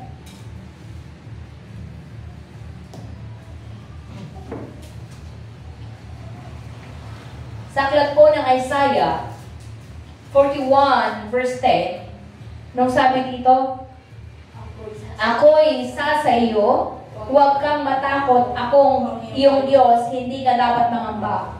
Palalaksin kita, tutulungan, iingatan, at ililigtas. Okay. Sa NIV, so do not fear, for I am with you. Do not be dismayed, for I am your God. I will strengthen you and help you. I will uphold you with my righteous hand. So alam na natin, sinong takot na takot dito? Kaya nga, pag nakaramdam na tayo ng sobrang pagkatakot, alam mo yung anxiety, fear of the unknown. Ba't ka na-anxious? Kahit hindi mo pa alam, pero grabe, kapag ako. Ganun, hindi mo alam. Kaya in that state, anong gagawin natin? Okay, basahin mo ang verse na ito. And you pray, you pray, you pray. Kasi maaari din naman talagang nagre-remind. Bakit nagkakaroon ka ng... Ibig sabihin, kailangan mong manalangin, kapatid. Kailangan mong manalangin. Hallelujah. Binabasa natin every Sunday ang Psalms 23. Nauunawaan po ba natin ang salitang ito? Ang Panginoon ang aking pastor, hindi ako magkukulang. Diba? Kung naniniwala tayo that the Lord is our shepherd, I shall not want. Ibig sabihin, dapat sa Kanya lamang tayo nakadepende. Anong pinaka-worst nating kaaway?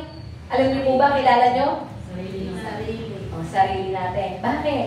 Kaya nga nakakatawa yung mga mother, kapag nag-anak, tapos version 2 nila, kaaway mo sarili mo. Okay? Reflection kasi. Okay. Pero ang natin, ang pinakamahirap talagang kaaway ay sarili natin. Sarili natin isipan, sarili natin pagdedesisyon. Kasi nga, ikaw na yan eh. Either you obey, either you humble down, magpakumbaba ka ngayon sa salita ng Diyos, o ipilit mo pa rin ang sarili mong pangatira na taliwas sa kalooban ng Diyos. Sino ang kinalulugdan ng Diyos? Sino ang kinakahabagan ng Diyos? Siya pong nagpapakumbaba. Isa sa hindi ko makalimutan at talagang pinangahawakan ko din, na even in the state na pwede kang magalit talaga, kailangan mong pumayapa, kailangan mong magpatawad. Ano pong napangyari kay Esteban? Isipin mo, binabato ka, pinapatay ka. Sa Gawa chapter 7, pinapatay ka na eh. Ganon din sana ang maramdaman natin, kapatid. Sa mga pagkakataon na makakarinig na tayo ng masasamang salita, dahil sa pananampalatayang ating pinanghahawakan, katulad po ni Esteban na binabato nila ng pisikal, ano ang gagawin natin? If our response ay pumatay din, magrebat din ng salitang ikakamatay nila, hindi natin na ipakita ang totoong pagpapakumbaba. Pero paano po ba si Esteban ay napakawais? Alam niya ang kalooban ng Diyos. Alam niya na in that state na mamamatay na siya, hindi siya pwedeng magalit. O diba? Paano po ba tayo nagagalit? Kapag yung alam natin is standard ay nasusuway. Tama? Bakit pa nagkakagalaiti? Kasi nga, yung alam mong tama, ang ginagawa nitong taong to ay mali. Kinagagalit ka. Bakit nagalit ang ating Panginoon sa templo? Kasi nga, anong ginawa ng mga tao? Ginawa nilang palengke ang tahanan ng Diyos. Pero sa pagkagalit ng ating Panginoon, nagkasala ba siya? Imbura-burakit na amin, ha? Ibig sabihin, tinapon niya lahat, ha? Pinagtatapon niya lahat. Pero hindi siya nagkasala. Kasi nga, hindi siya nakapagbitaw ng salitang masama. Hindi siya nakapagmura. Ano pa? Hindi siya nagtanim ng sama ng loob.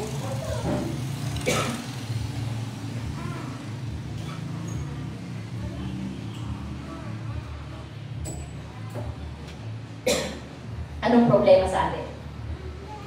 Pag nagalit na tayo,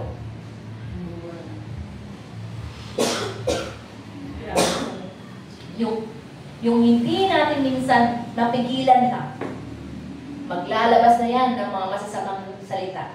Worse, nakapagbitaw na ng mga salitang may sumpa. Worse, nakapagmura na. Okay. Tapos, nagkakaroon ng batong puso, ayaw na magpatawad. Sobrang pagkagalit, pagkagalit. Pero kung ngayong araw na ito, kapatid, tinutuwid tayo ng Diyos. Hindi po pinipigilan ng Diyos na magkaroon tayo ng mga ganong emosyon. Pero kapag nagkaroon ka ng ganong emosyon, how do you deal with it? Yun ngayon ang pinag-uusapan natin. Kasi ang tao po talaga ay makakaranas ng kasiyahan, kalungkutan, pagkagalit, different emotions. Ang tanong, paano mo siya hinahandle? Are you handling it with grace? Handling it in accordance to the will of God? Or according to your will? Paano mo hinaharap iyon? Paano mo hinahandle ang iyong mga stress? Umaasa ka ba sa sarili mong galing? Ay, kaya ko to. Magaling ako eh. Binigyan ka ng sakit ng Diyos para hindi mo magawa. Ay, ang sama naman ng Diyos. I mean, hindi kanya iningatan. Bakit? Sabi sa Jeremiah 17 verse 5, ang nagtitiwala sa tao lamang o sa sarili niya lamang ay nasusumpa. Nakasulat na po. Hindi ka nagtitiwala sa Diyos, that's the problem. Okay. Hindi ka nagtitiwala sa kalakasan. Kaya nga, tayo po, paano ngayon ang gagawin natin? Kailangan may tuwid sa atin po ang mapagmataas nating isipan. Tama? Kasi even sobrang hiya is also pride. Bakit? Takot kang mapahiya. Ay, ayoko. Alam mo yung, di ba, ang alam natin na sobrang prideful, yung sobrang mapagmataas. Pero yung sobrang mahiyain, akala mo mapagpakumbaba. Pero kung ang iyon ay hindi naman nakapagparangal sa Diyos, hindi yung tamang pagpapakumbaba. Naunawaan po ba natin? Kaya nga in our title, let us have the mind like Jesus Christ and overcome our own faults. May pumasok pa lang na negatibong kaisipan, kailangan na natin i-rebat agad. Kasi kapag tinanggap mo, tapos sasabihin mo, ay oo nga ano, sinabihan niya akong gano'n. Hindi naman dapat. Ano ngayong ikaganti ko? Alam mo, nag-uumpisa lahat sa isipan, kaya nga, pag-ingatan po natin ang ating isipan. Kaya paano natin ito mapag-iingatan? Punuin po natin ito ng salita ng Diyos. Kaya nga, we encourage every church member to read the Bible. Amen. Bakit? Kung wala kang salita ng Diyos, tapos doon ka pa humingi ng advice sa walang pananampalataya, ay patay ka. Okay. Aliga na lang, inom na lang tayo. Pero pagkatapos na himasmasan, tapos ba ang problema? Nadagdagan pa. Naubos sa pulutan yung pera. Okay. Hallelujah. Kaya nga po, saan bang solusyon ang pipiliin natin? Solusyon ng mundong ito sa ating mga problema? Kasi ang target natin ngayon, paano ba i-correct ang human mind? Okay. Paano ba tayo itutuwid ngayon? Only when we humble down to the Word of God. Yun lamang po tayo. At kung tayo puno-puno, isipin mo parang napakapangit na ng sitwasyon mo. Isipin mo yung awit natin kanina, goodness of God. Kabutihan ng Diyos. Isipin mo nga kapatid, wala ba ng isang nagawa ang Diyos na mabuti sa iyo? Para isipin mo, wala nang silbi ang Diyos. Wala man lang ba ang sinagot na panalangin mo kapatid? Kasalanan mo kung hindi ka nanalangin. Wala man lang bang pag-iingat na naranasan mo sa buong buhay mo? Sa totoo lang ngayon pa lang na hinahayaan niya na makapakinig ka ng salita ng katotohanan, ito na ay kabutihan ng Diyos sa iyo. Habang niya para sa atin. Kaya nga, doon tayo manatili na isasaksak ng kaaway lahat ng mga masasama, mga pangit. Pero kailangan po natin ang makita natin ay ang kabutihan ng Diyos. Hindi naman natin i-disregard ang mga bagay na yun, pero paano natin yun mapagtatagumpayan. Amen? Kasi pagkakataon po ito, tayo nga po sama-samang manalangin. Panalangin nga po natin na taglayin natin ang isang kaisipan na katulad ng ating Panginoong Jesus. Isang mapagpakubabang kaisipan, hindi mapagmataas. Manalangin tayo na ipaalala ng Diyos ang lahat ng kabutihan niya sa ating buhay. Na hindi lamang tayo nakakita sa ano ang wala, sa ano ang pangit sa buhay natin. Let us think about the goodness of God. Tayo nga at tunay nga, i-overcome ang mga negatibong kaisipan, mga negatibong emosyon na umaatake sa atin. And let us have faith. Faith overcomes emotion. The Word of God overcomes.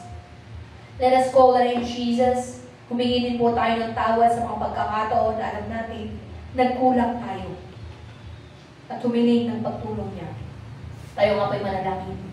Jesus. Jesus. Jesus.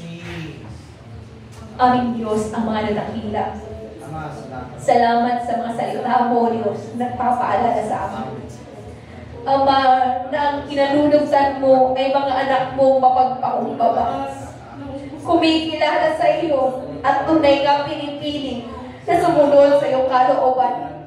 Ama, sa mga salita mong nihayag, kami nagpapasalamat. Sa pagtutuwid mo, sa patuloy, Ama, na pagtuturo sa salita ng katotohanan. Ama, patawarin mo kami, O Diyos, sa mga pagkakataon, Ama, na inaamin namin na kami nagkulang sa pananampalataya. Sa mga pagkakataon, Ama, na ang pinagbigyan namin ay ang mga sarili naming kalooban, ang mga sarili naming isipan ang aming sinunod. Ama, patawarin mo kami, O Diyos, Alika, sa mga bagay na nasangkit namin sa aming pagkagaling.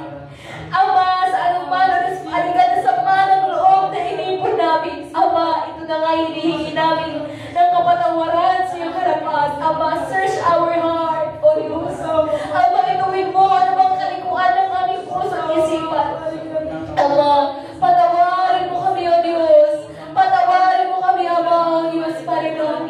Sa pagkakataon ito, Ama, habatan mo ang iglesia ito. Ama, patawarin mo kami, tulungan mo kami, Ama, ng mga hawakan namin ay ang katotohanan sa isalita.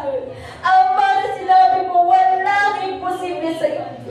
There is nothing too hard for you. Kaya, Ama, kami nagtitiwala sa iyo. Pagkat ang salita mo ang siyang nagpapagaling. Ang salita mo, Diyos, ay patuloy paliga na pinigin ng buhay. Na siya, Diyos, Ama, paliga, tumutulong sa amin upang makapanatili sa kabuhayan ito. Ama, kami ngayon nagpapasalamat maging sa likod mo na yung inakasangkaman. Ama, sa inspirasyon na pinagkaloob mo. Ama, paligan salamat, O Diyos. Pagkat ang salita mo ay malayang naihayag. Ama, tulungan mo kami. Paligan to overcome our own thoughts. Let us overcome our own thoughts, Ama. Ano bang negatibong kaisipan aming ang sinusumpi sa kapangyarihan ng pangalan ni Jesus? Ano bang mga emosyon na sa mga paligan na hindi mo kinalulutan? Help us to overcome na ito ay aming mapagtagumpayan, O Diyos, Ama, sa pamamagitan ng pagtitiwala namin sa iyo at sa pamamagitan ng iyong salita. Ama, sa araw na ito, patuloy ka namin itinataas. Ito bang aming dalangin, dumedepende lamang sa pinakamakapangyarihang pangalan, ang pangalan ni Jesus. Amen. Hallelujah.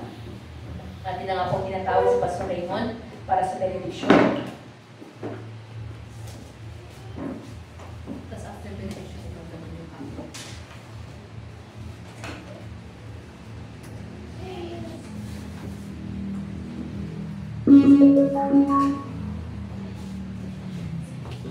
Amen. Tayo po lahat ay maiwag po for benediction.